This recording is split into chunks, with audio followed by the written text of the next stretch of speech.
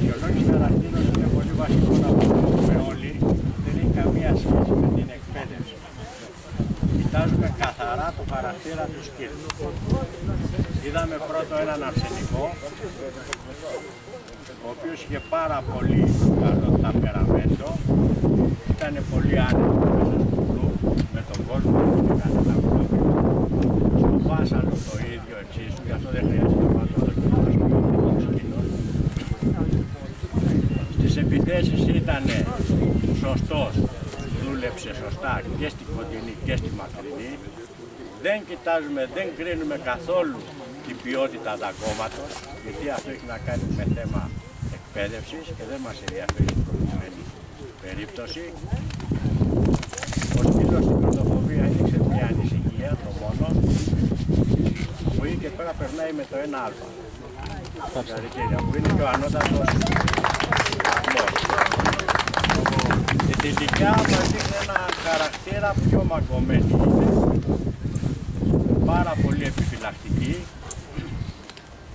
Δείχνει είναι ένα σκυλί το οποίο πρέπει να έχει δουλευτεί πάρα πολύ στο θέμα κοινωνικοποίησης και έχει ξεπεράσει σίγουρα κάποια πράγματα. Δεν πάβει όμως ο χαρακτήρας να φαίνεται ότι έχει κάποιο πρόβλημα. Και αυτή στο τεστ πρωτοφοβίας μας έδειξε μια ανησυχία. Στην επίθεση στείλα να πάμε πρώτα στο θέμα του Πάσαλου.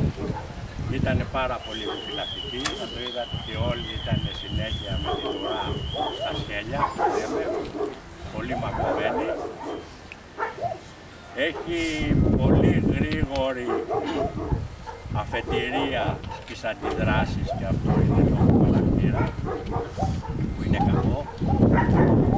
Ζητάμε πάντα το μέσο, θα είναι πολύ γρήγορο, αλλά όχι πολύ αργό στις αντιδράσεις. Στις επιθέσεις, παρόλο που έδειχνε στην κοντινή, πριν λαλούμε και χορεύουν, τελικά πήγε πάρα πολύ καλά και καλό βαθύτατο και σταθερή. Στη μακρινή έγινε, εντάξει, τα νεύρα της, άφησε, δεν μας πειράζει. Το θέμα είναι να μην απομακρυνθεί από τον βοηθό. Από την ώρα που καθόταν και τον επιτηρούσε ή έστω για το μανίκι ή για τον ίδιο, δεν έχουμε πρόβλημα, οπότε περνάει και αυτή με το 1β. Συγχαρητήρια.